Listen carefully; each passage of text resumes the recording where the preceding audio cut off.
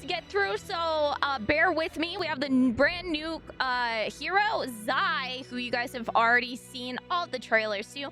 Zai's life is defined by pain and struggle after a prophecy warned she would bring about great calamity. Her parents sold her to human traffickers. She spent years in their hands before escaping to the Annika, an elite clan of assassins who recognized her potential for darkness and violence.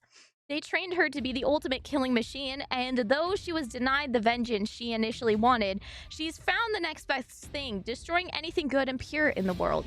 The third skill and ultimate are not yet available in this version. Once available, you can complete a hero cultivation quest to unlock them. If you completed the required cultivation before upcoming updates, the skill and ultimate will be unlocked automatically. So we have new features, Spirit Wells. Starting now, multiple Spirit Wells will be spawned at the 240 seconds and 500 second mark in Herald's Trial and Bot mode. You will receive an item that upgrades your main weapon or armor, excluding airdropped weapons to epic quality. New quest, Valiant Challenge, which is the red scroll we saw.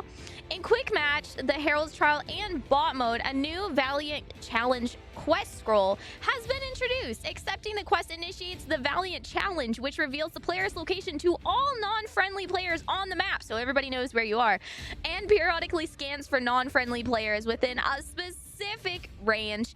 If the challenger survives within the designated time, they will be rewarded with a large number of Dark Tide coins. When a player accepts the Valiant Challenge quest, they become the challenger, and non-friendly players become opponents. Opponents can track the challenger on the map, and defeating the challenger yields considerable rewards. Even assisting in the defeat will earn some Dark Tide coins, so everybody can gang up on you. In Showdown, when your sense level has reached 450, you can challenge the new Enigma Peaks level, where the monsters have strength and health and attack, and some of the boss's moves have changed. Ooh, that'll be interesting.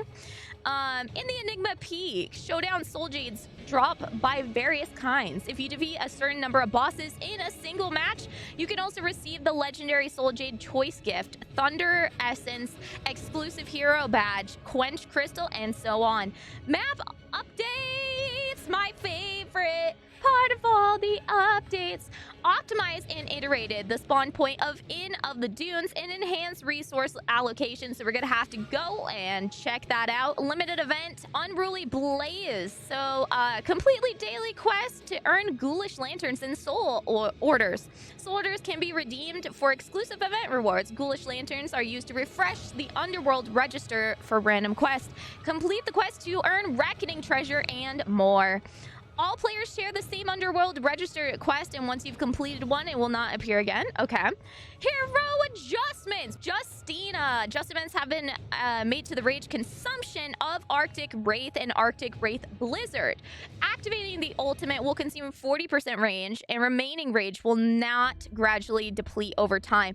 The duration of the ultimate remains at 30 seconds. Using Shadow Swipe and Shadow Swipe Blizzard will consume 20 to 30% in solos and duos, and 15 to 30% in trios. If Shadow Swipe hits 2 enemies at the same time, the next Shadow Swipe will not consume rage. Shadow Swipe and Shadow Swipe Blizzard will now have a 70% damage reduction effect.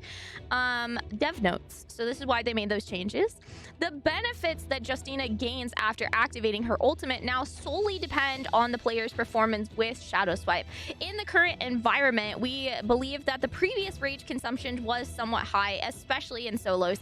After the adjustment, Shadow Swipe will now consume rage, thus limiting its synergy with the Soul Jade's soul release. However, it gains more flexibility and endurance through Rebirth of Blossom Spirit.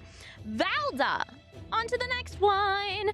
The duration of the Nether Nightmare Smite ultimate has been increased from 16 to 20 seconds, and the protective chi has been raised from 2000 to 2200. The startup frames of the Water Spear and Nether Nightmare Smite have been significantly reduced to optimize the throwing experience, so you can now throw those spears faster. The number of times the Water Spear can be thrown has been adjusted from 4 to 3. Immune time after being freed from Dragon's Coil is increased to 4 seconds. Dev note: Currently, Valdez 2 Ultimate has a short duration after activation, making it difficult to exert its intended pressure. The use count and hit experience of the Water Spear also falls short of expectations. Therefore, we have extended the duration of the V2 Ultimate and optimized the throwing experience of the Water Spear to make it easier to hit enemies. For you, Sean, Rampage Heaven's Descent has been changed to Rampage Command. This ability now attacks surrounding enemies and grants substantial heavy recovery with a CD of 16 seconds. The duration of recovery frames for Dragon Tail has been slightly shortened. Dev notes. Currently, Yushan's V2 has limited utility and lacks effective recovery capabilities during combat. Therefore, we have made adjustments to V2's skills and effects to provide Yushan with a means of health recovery. For Viper, the recovery reduction effect of Yushan, an Enigma, and Fiable now lasts for 7 seconds, down from 15, and its CD has been increased from 20 to 22 seconds. Dev notes, Viperning's F3 currently triggers opponents to confront and seek healing opportunities after being hit. However, the 15-second healing ban significantly limits this strategy. Therefore, we have reduced the duration of the healing ban and will closely monitor its performance. Now, for Akos, what you guys were super asking about, the duration of Feral Frenzy and Feral Frenzy Grab Ultimate have been adjusted to 26 seconds in solos, while it remains 35 in duos and trios. The duration of the recovery frames for the Airborne Vertical Strikes performed during the Tiger Leap state have been increased. The Airborne Horizontal Strikes performed during the Tiger Leap state will no longer stagger targets under the effect of the Zipping Yin's Inspiration Shield. With the talent skill Roar Terror, the targets under the Terror effect can now pre-input commands while in a controlled state. Dev notes. Currently, Akos can gain an advantage by utilizing a pounce attack after activating his ultimate while preserving the experience of his enhanced burst ability. We have adjusted the duration of Akos' ability in solos to balance his combat effectiveness against other heroes. Roar Terror is intended to primarily serve as a tool for focused firing in team modes, but currently it also provides a strong advantage in initiating combat in solos, allowing pre-input commands while under the Terror effect will enable players to react promptly once the Terror effect ends. So you have a little bit more wiggle room now. Kind of like some other things, you weren't super locked down. You don't have to iframe it. Tarka G.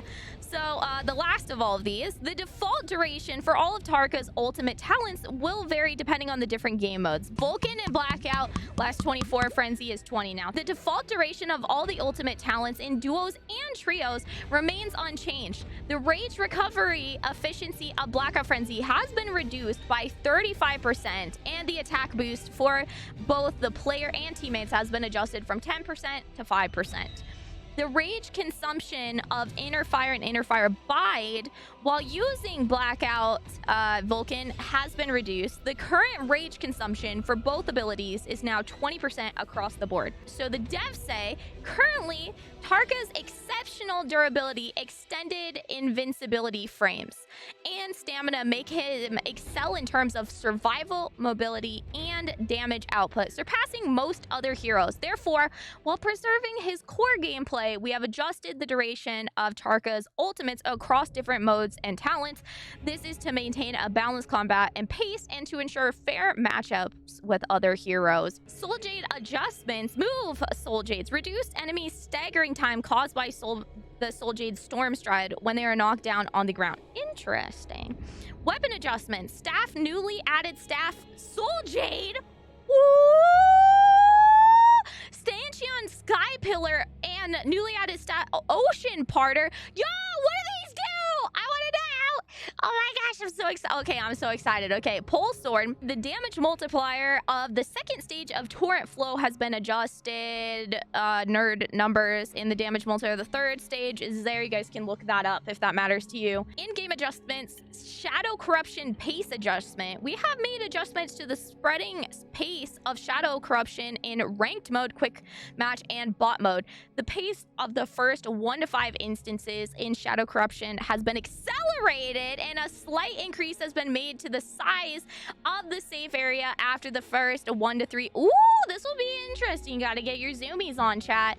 That'll be interesting. That should reduce the length of total matches and make people go through matches slightly quicker. That might be really smart, actually. 1 to 3 instances, the corruption, the shadow corruption pace for duos and trios has been adjusted as follows. There's intervals here. If you guys want to see them, you guys can go check them out. Shadow pace for solos is as follows. Okay. Well, if you guys want to go look at that, you guys can go check the patch notes. Feature optimization. The current scene's name is now displayed on the map. The duration of Vermilion Bird's Might has been reduced from 210 to 180. I think that's fair. It does last a really long time, to be fair. It's kind of OP, right? But also you have to go in and go get your butt handed to you, maybe, to go get it. So in response for the changes in pacing of the shadow corrupt, that's fair. Refresh time of Morris blessings has been adjusted. During the preparation phase, the melee aim assist and locking function for players has been disabled, and optimize the timing of interrupting some gestures. Oh, so people like could smack people out of gestures, maybe? I don't know.